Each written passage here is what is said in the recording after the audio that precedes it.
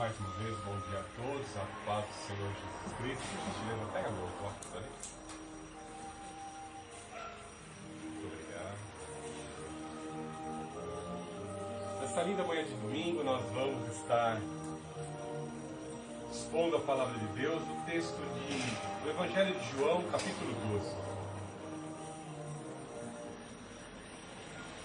Evangelho de João, capítulo 12, do verso 44 em diante.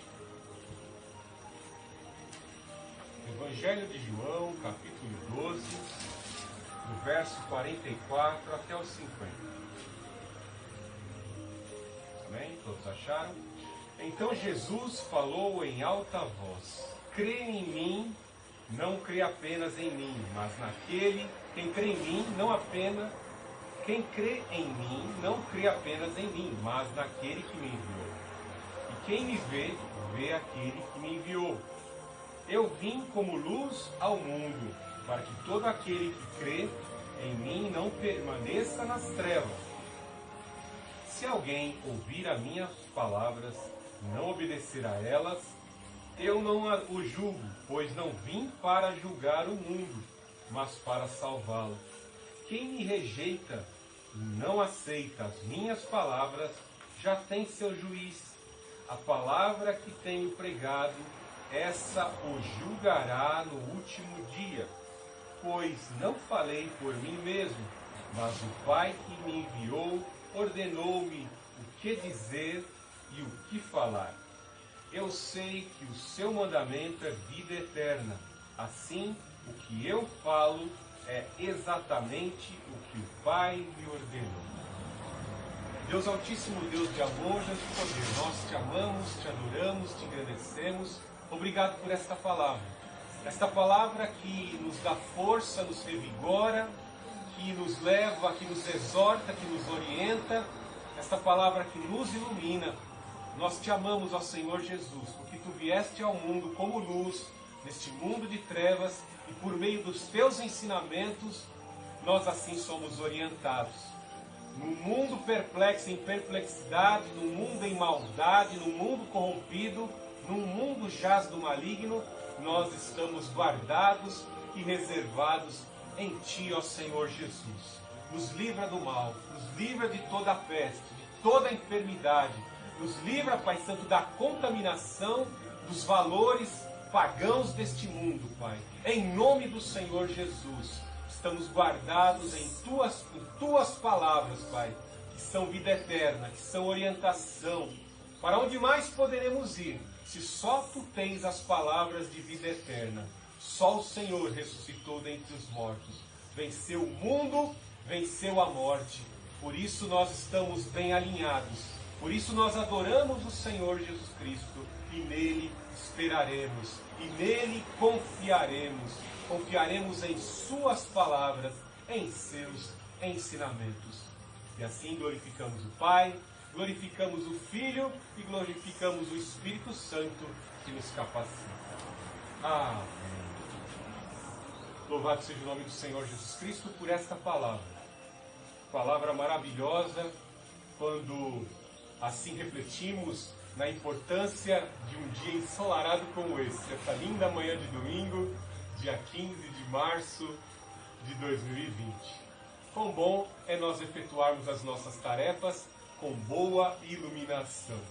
É interessante que eu tenho um certo grau de miopia, é bem pequeno, mas às vezes a gente usa óculos quando tem uma certa escuridão. Mas quando eu estou lendo sobre a exposição do sol, eu enxergo claramente. Nos traz um belo exemplo de que com a iluminação, com o sol, com a presença do verdadeiro Senhor Jesus Cristo, nós temos iluminação para desenvolvermos qualquer atividade e até mesmo pregar a sua palavra, né? Nem qualquer apagão, nem qualquer trevas podem dissipar a iluminação da palavra de Deus. Faça um teste num quarto escuro e quando o seu celular acende, aquela pequena luzinha do celular, ela é capaz de dar um foco, dar uma orientação, você pode localizar o seu smartphone. Diz que algumas pessoas, elas têm os seus smartphones como uma extensão dos seus corpos. Então vemos a importância da luz para estar dissipando as trevas. Imagine que na reconstrução da segunda terra, em que a terra estava sem forma e vazia, mas Elohim, o plural majestático, Deus Altíssimo, com o Filho e com o Espírito Santo, vem reconstruir. O Espírito passava sobre a face das águas, havia trevas e a terra estava sem forma e vazia. E disse Deus: haja luz. E as trevas foram dissipadas e a presença do Pai das luzes começou a iluminar e dar forma à terra. Vemos a importância da luz, como eu disse, em tantas atividades. Para encontrar o seu smartphone, né? Na noite escura, vemos a importância da iluminação nos trabalhos dentro da fábrica, para a manutenção. Somente eu estava vendo esses dias um mecânico efetuando uma manutenção debaixo de um veículo, num local escuro, mas quando ele colocou uma lâmpada forte ali, ele pôde visualizar melhor o problema e assim estar reparando aquele defeito. A importância da luz, né? Tivemos algo terrível, um dia em que ocorrer algum apagão sobre o mundo. A dependência que nós temos de iluminação nos faz a temer, termos certos receios se houver algum apagão. Eu me lembro muito bem, em 2009, houve um apagão lá na universidade, na Uninove, no prédio da Barra Funda, e os alunos ficaram assustados, porque por alguns momentos, até serem ligados lá o gerador reserva de energia, né? As pessoas ficaram: como é que a gente vai descer aqui do 13º andar para a gente chegar lá embaixo? Vai ser difícil, vai ser um atropelo total, né? As pessoas ficam muito receosas. Se ficar preso dentro do elevador e a pessoa sofre de claustrofobia, né? Complicado. Nós vemos a cada dia a necessidade de iluminação. Imagine pela ótica do Senhor Jesus Cristo se utilizando como exemplo de ser Ele a iluminação perfeita e a luz verdadeira que nunca se apaga. É interessante observarmos que o Senhor Jesus Cristo se coloca como luz e Ele vem em um mundo de trevas. As trevas aqui indicam que Satanás havia dominado ao mundo. O homem, pelo seu pecado, por suas opções, tentando ser como Deus, contraíram um dos maiores pecados e abriu uma grande brecha em sua vaidade para que as trevas pudessem dominar o mundo. Os reis buscaram nos demônios o apoio para governar os reinos, os impérios, as atrocidades, as maldades. Note que os rituais esotéricos, os rituais ocultistas são praticados em ambientes secretos e com pouca iluminação. É à noite que se faz as maldades e atrocidades. Lembre-se que esse texto do Evangelho de João, capítulo 12, foram alguns momentos antes da crucificação, da morte do Senhor Jesus Cristo. E ele vem mostrar claramente isso, já até descrevendo de como seria o seu sacrifício, no Evangelho de João, capítulo 12, do verso 30 em diante, quando ele fala do príncipe que seria. E o seu príncipe será expulso agora, no verso 31. Depois ele fala no verso 32 que ele haveria de ser levantado sobre a terra, indicando que o Senhor Jesus Cristo seria colocado em uma cruz e erguido, crucificado, e ali pagaria o preço dos nossos pecados. Foi num momento de noite em que capturaram o Senhor Jesus Cristo para que os homens não pudessem ver. Fizeram um julgamento num horário extraordinário e com leis mentirosas, distorcendo as leis com falsas acusações.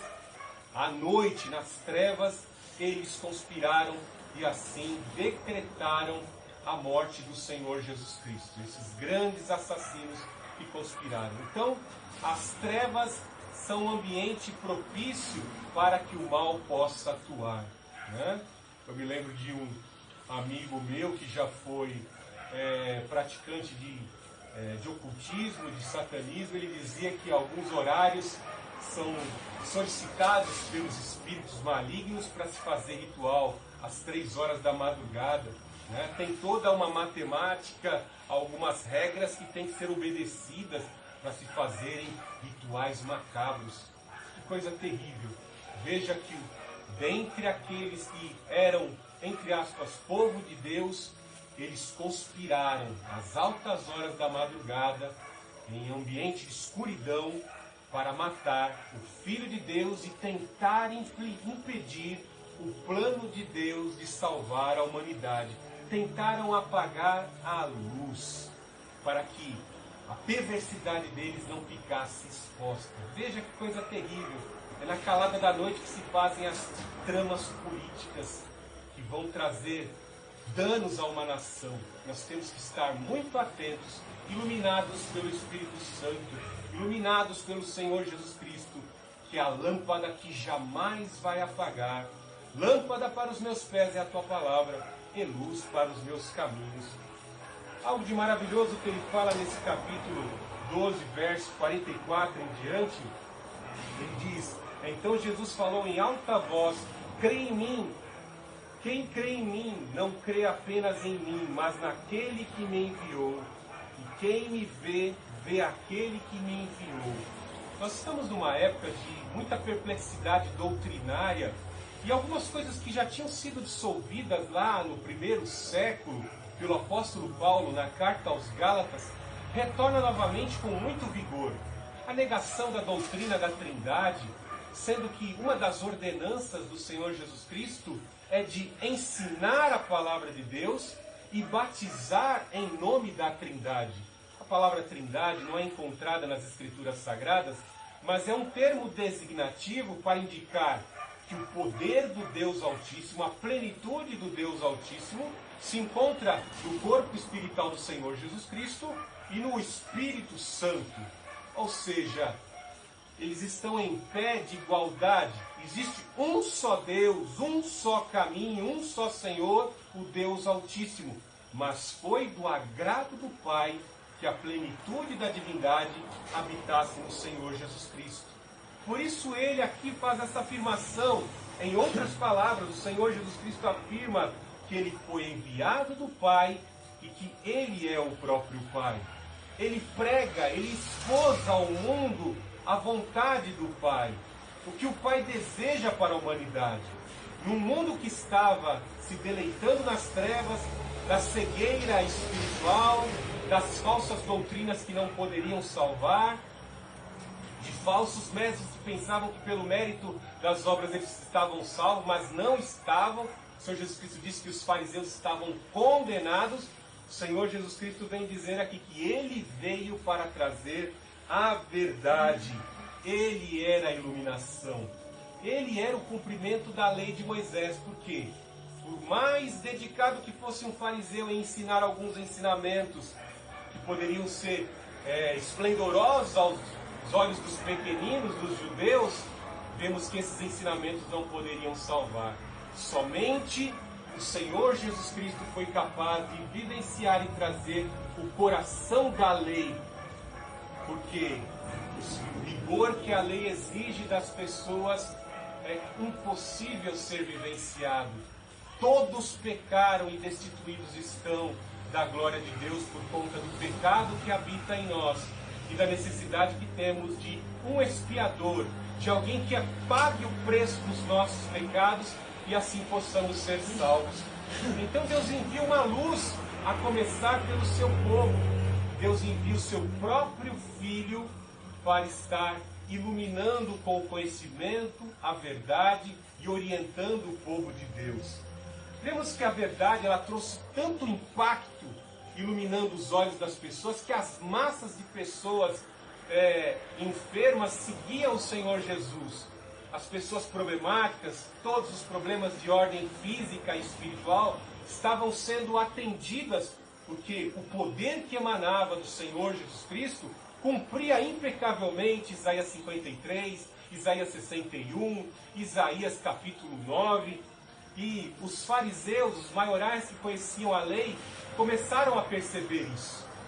o cumprimento dessas profecias está ocorrendo. Veja no verso 19.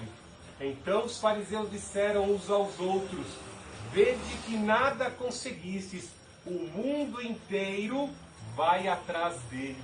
Ou seja, eles começaram a perceber que a verdade estava diante dele. Ele era a luz, ele era a promessa do Messias, do Filho de Deus que haveria de trazer um reino eterno, um reino que não teria fim.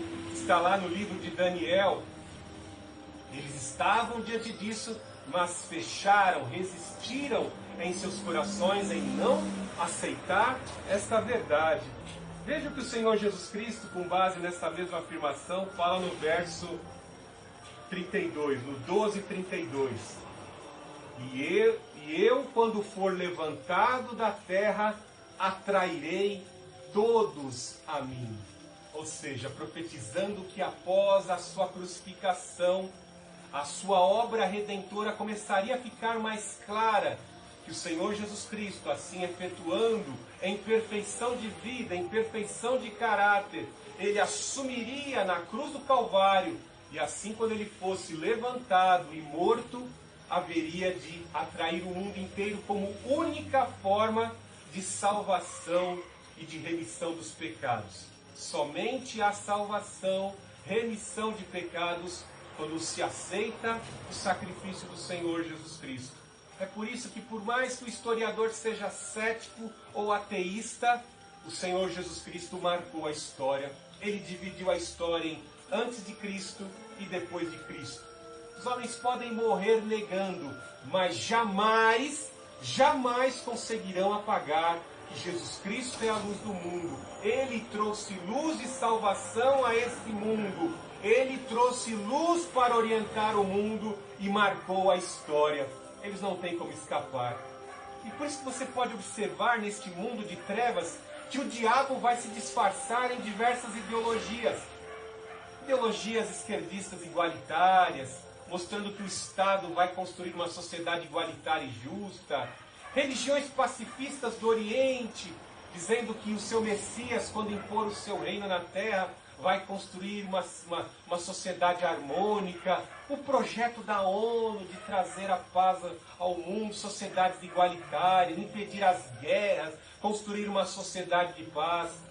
Em todos esses projetos desta terra, por maior que seja o escritor ou ideólogo, são projetos que estão fadados à derrota, porque em nenhum desses projetos houve a aniquilação do pecado. Por mais igualitária que seja a sociedade, as pessoas continuam em seus pecados. Sejam pecados muitas vezes de práticas de homossexualismo, ou no consumo de drogas, ou em qualquer outra prática, nós vemos ali as consequências dessas práticas de pecado. Por mais que a sociedade ou o grupinho ali esteja vivendo em harmonia, logo entra em degringola aquele projeto, porque os homens estão em pecado. E os homens estão em pecado, fazem projetos pecaminosos, e esses projetos não podem se sustentar porque estão sustentados em pecado. Então vemos aqui que o Senhor Jesus Cristo afirma essa verdade suprema, que quando ele for erguido na cruz, ele atrairá a humanidade. Por isso que você olha para todas as religiões, todos os credos religiosos, eles estão à espera de um Messias. Eles estão à espera de um Redentor.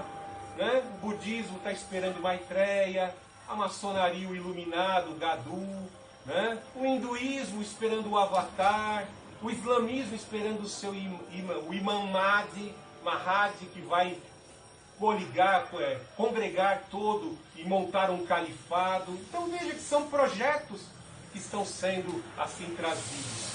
O Senhor Jesus Cristo disse: é chegado a vós o reino dos céus. Ninguém conseguiu deter. Esses mesmos fariseus que estavam aqui morrendo de ciúme, que conspiraram contra o Senhor Jesus Cristo, diz: vamos apagar essa luz, vamos apagar a verdade, vamos criminalizar os que propagam esta verdade, e assim nós abafaremos. Não conseguiram. O sangue daqueles que continuaram a obra de Deus irrigou a terra e foram se levantando novos evangelistas, novos missionários, levando a palavra, lâmpada para os meus pés é a tua palavra, e luz para os meus caminhos. Não conseguiram deter o evangelho, nada consegue deter a palavra de Deus. A Jeremias, o profeta, o porta-voz de Deus, foi revelado algo muito precioso. O Espírito Santo disse: eu velo a minha palavra para cumprir. Ou seja, Jeremias, o que você abrir a boca para falar, eu vou cumprir, porque eu sou Espírito de verdade, eu sou Espírito Todo-Poderoso e eu tenho poder para cumprir. Mas olha a situação que eu estou aqui, fui colocado por conta da tua palavra, fui colocado por conta da exposição do Evangelho, no tronco, açoitaram minhas costas. Eu velo a minha palavra para cumprir, eu vou te tirar daí. Eu vou fazer efeito na vida de todos, e todos vão ver o cumprimento das profecias. E se cumpriu. O juízo da palavra veio sobre aqueles que afligiram a Jeremias. E aqui, nesse capítulo 12 do Evangelho de João, vemos algo semelhante. Porque o Senhor Jesus Cristo disse: olha, nesse momento aqui, em que eu vim trazer a luz, eu vim trazer palavras de orientação como único caminho e única verdade, eu não vim agora para julgar. Como está dizendo aí no verso 47.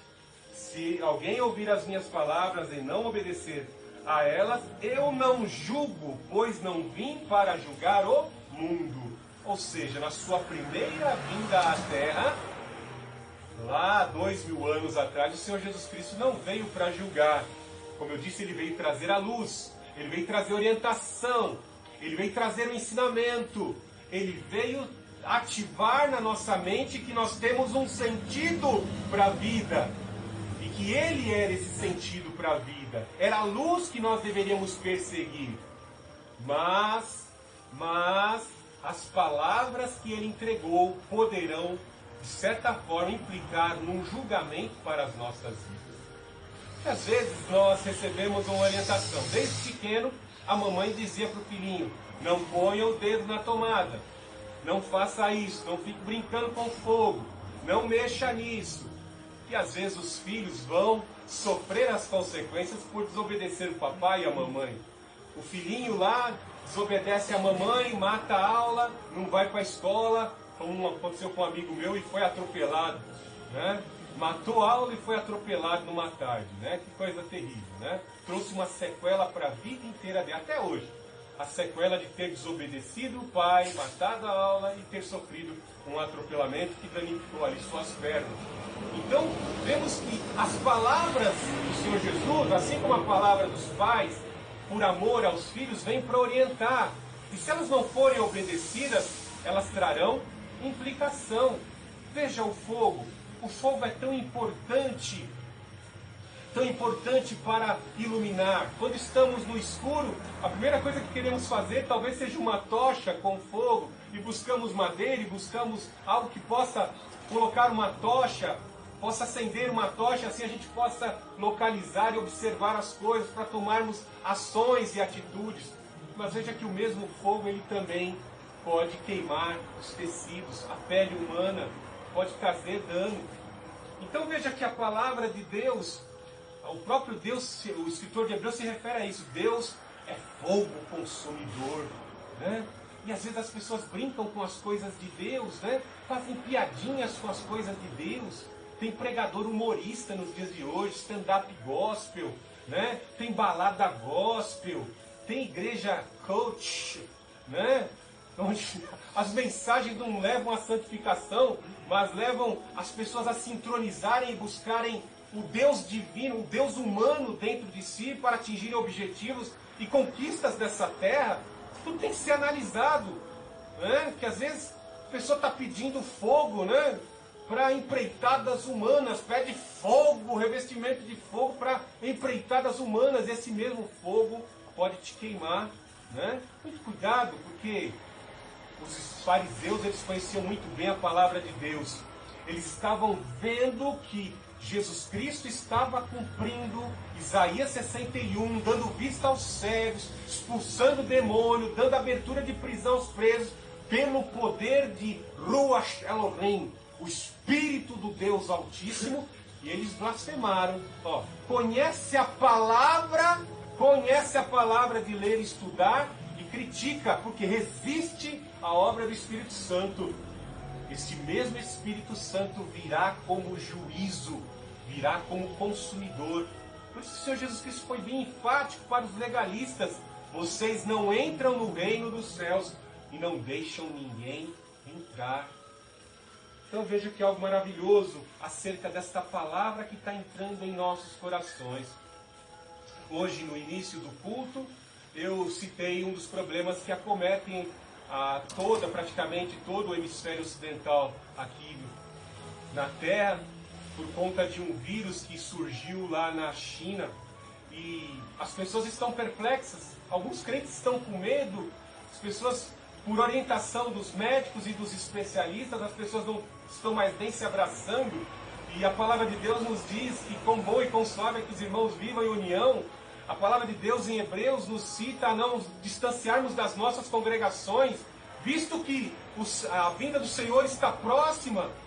E lá em Lucas, o Senhor Jesus Cristo disse: o bramido das ondas e dos mares acometerão, ou seja, tsunamis poderão ocorrer como sinais que antecedem a sua vinda, e as pestes, tanto provocadas como por práticas libidinosas, né? Ou seja, práticas imorais de consumos de alimentos de animais imundos e até de práticas bestiais, sexuais, podem, de certa forma, acometer doenças que poderiam ser disseminadas.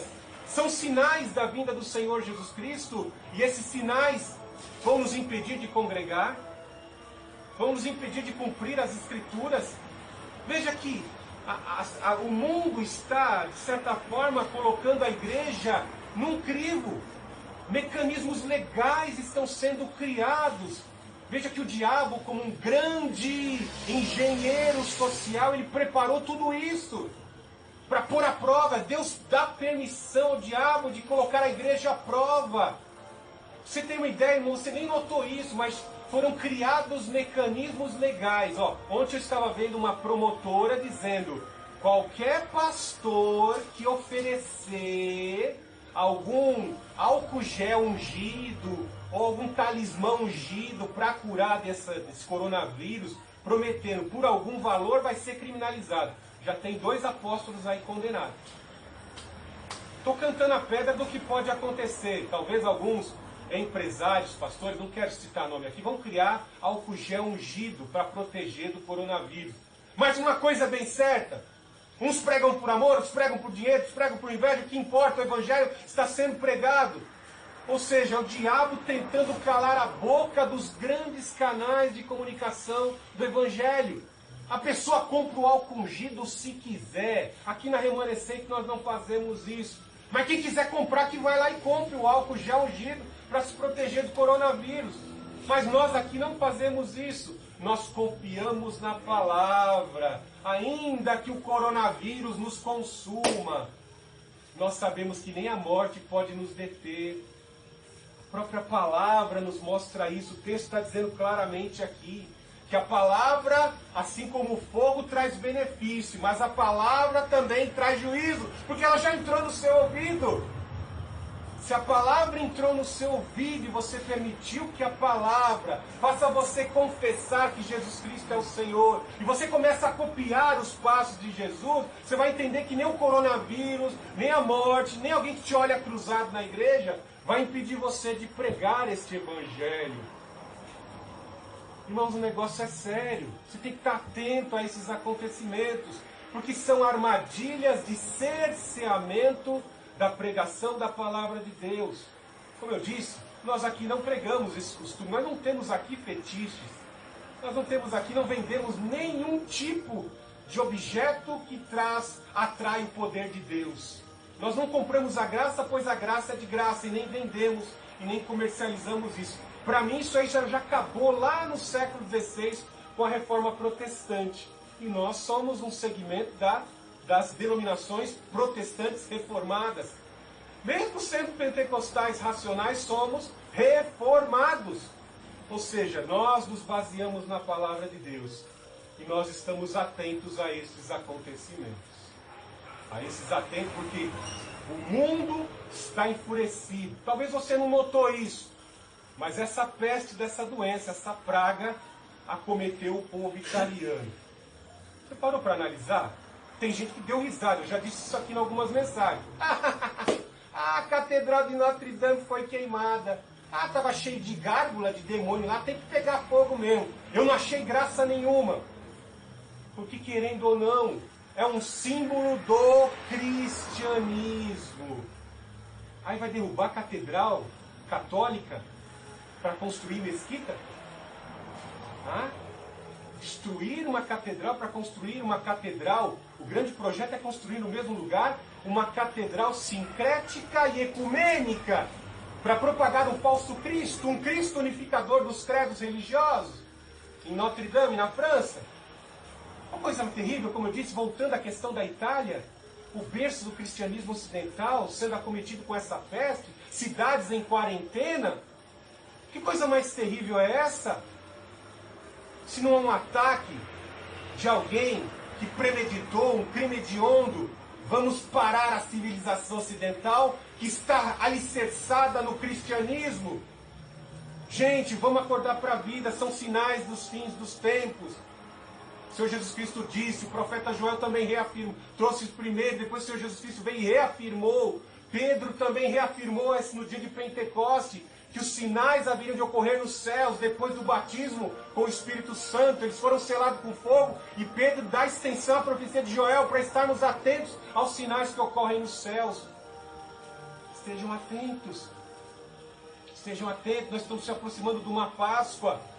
E o que ocorreu numa Páscoa? Tem cristão que não sabe o que ocorreu na Páscoa. Sejamos atentos aos sinais na lua, no sol, a apostasia, o abandono, a perseguição aos cristãos. Comece a observar o que está acontecendo com seus irmãos. Que às vezes o sistema, da forma como ele vem, ele vai tentar controlar a tua vida a tal ponto que você não presta mais atenção. Que tem irmão seu sofrendo lá em Moçambique. Tem irmão teu sofrendo lá no Níger. Tem grupos extremistas radicais matando, trucidando cristãos. E às vezes você não está percebendo isso.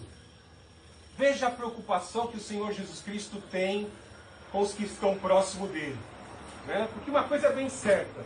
Os gregos viram o Senhor Jesus Cristo. E os sinais que o acompanhavam, porque ele estava cumprindo Isaías 61, o Espírito do Senhor Javé está sobre mim.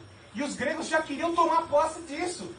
Porque os gregos estavam percebendo, os judeus, os maiorais dos judeus vão matar Jesus, mas nós vamos dar um jeitinho de salvá-lo. Veja aí no 12, 20. Entre os que tinham subido à festa para adorar estavam alguns gregos. Olha, os gregos queriam o evangelho, ó. Porque ele estava vendo que alguns não queriam, tinham inveja de Jesus. E aí nós vemos que eles buscam um jeitinho de conversar com Filipe. Filipe falava um pouco de grego, né? A gente quer conversar com Jesus, deixa a gente se aproximar de Jesus.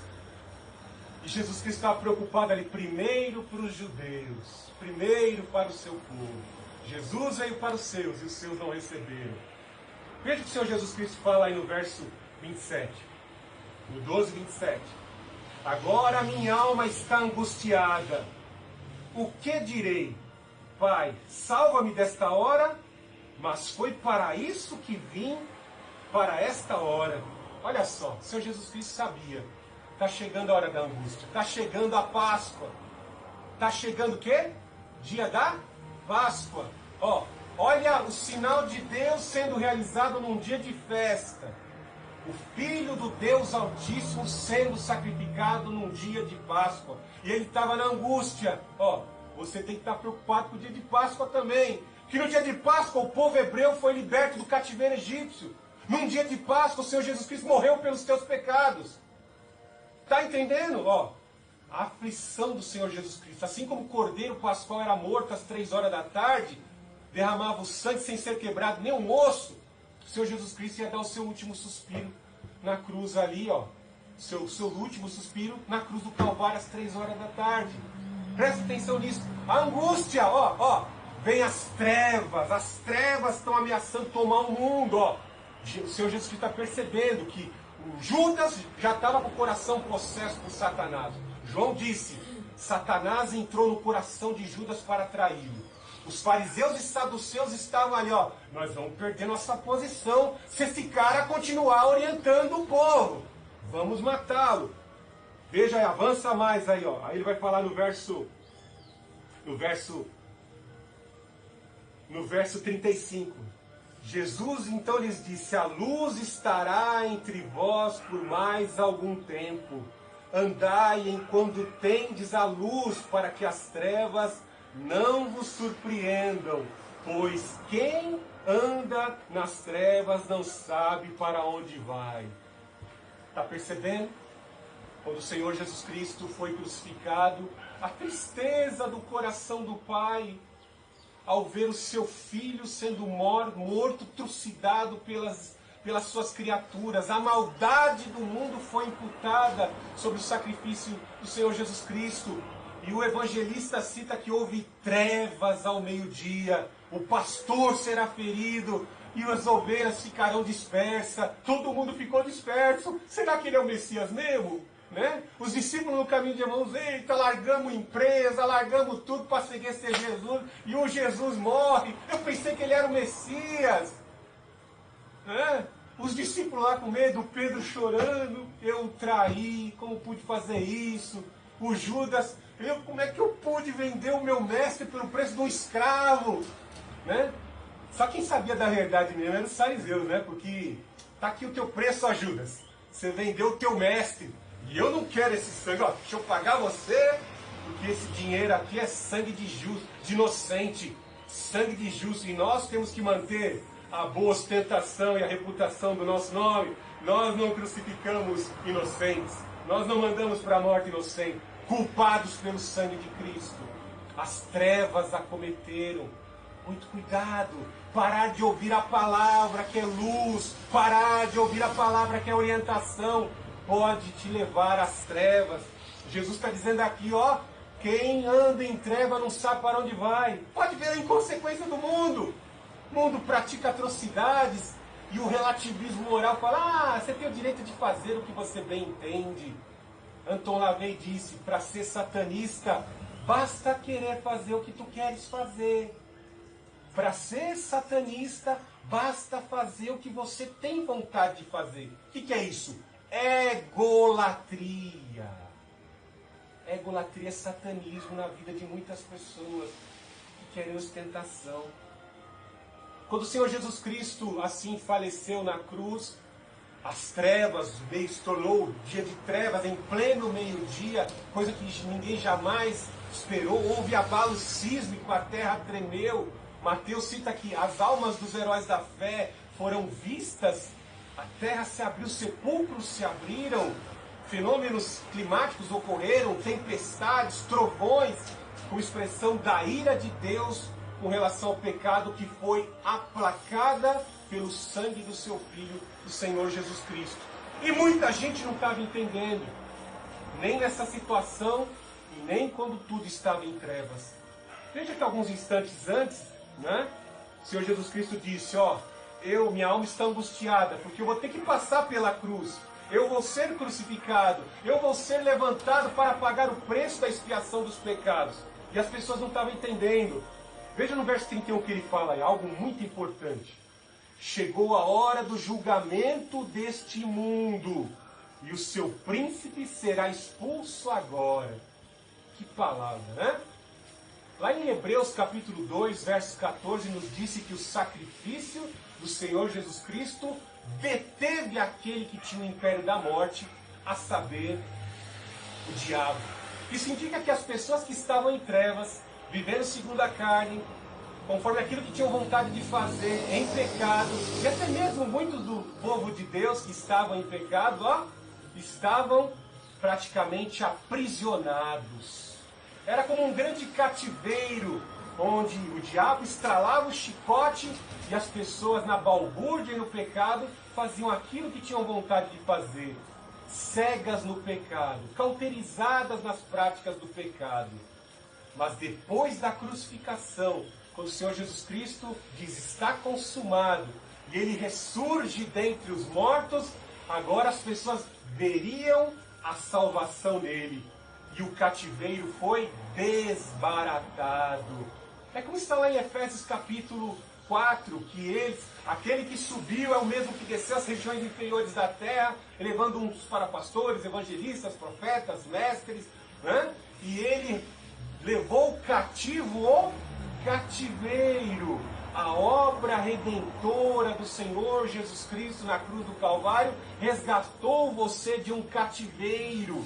Ou seja, o príncipe do mundo foi expulso. Agora você não tem mais controle sobre a vida das pessoas, porque todo aquele que aceitar o meu sacrifício e confessar com fé, com convicção que eu ressuscitei dentre os mortos, ele está livre, ele está liberto. O Senhor Jesus Cristo é um grande Goel que nos resgatou do cativeiro. As pessoas não entendiam isso que eu acabei de dizer. Veja no verso 34, como eu disse, algumas pessoas disseram, será que ele é realmente o Messias? Será que Jesus é realmente o Messias? Ele ressuscitou mortos, ele andou sobre as águas, ele acalmou a tempestade, curou os cegos, surdo-mudo falou, os sinais acompanhavam. Será que ele é o Messias mesmo? E aí ele fala, nesse exato momento que haveria de morrer. Poxa, mas lá no Salmo 110, Isaías 9, está dizendo, eles se lembraram, alguns se lembraram da palavra de Deus dizendo que o Messias é eterno. Salmo 110 fala isso, que o Messias é eterno. Isaías 9 fala que Jesus é eterno. E ele está falando aqui, eu pensei que ele era o Messias, ele está dizendo que vai morrer, vai ser levantado. Veja aí, 34, no verso 33. Ele dizia, se referindo-se ao modo pelo qual morreria. No 34, a multidão lhe respondeu, sabemos pela lei que o Cristo permanece para sempre. Como disse, é necessário que o Filho do Homem seja levantado. Quem é esse Filho do Homem? Jesus então lhes disse, a luz estará entre vós por mais algum tempo.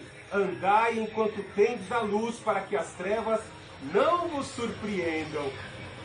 Voltando ao verso 12, no verso 48 em diante, verso 47, o que ele está dizendo aí? Eu não vim para julgar o mundo, mas eu vos entrego uma palavra. Ou seja, eles vão tirar a minha vida, eu tenho que cumprir a vontade do Pai, morrendo na cruz do Calvário.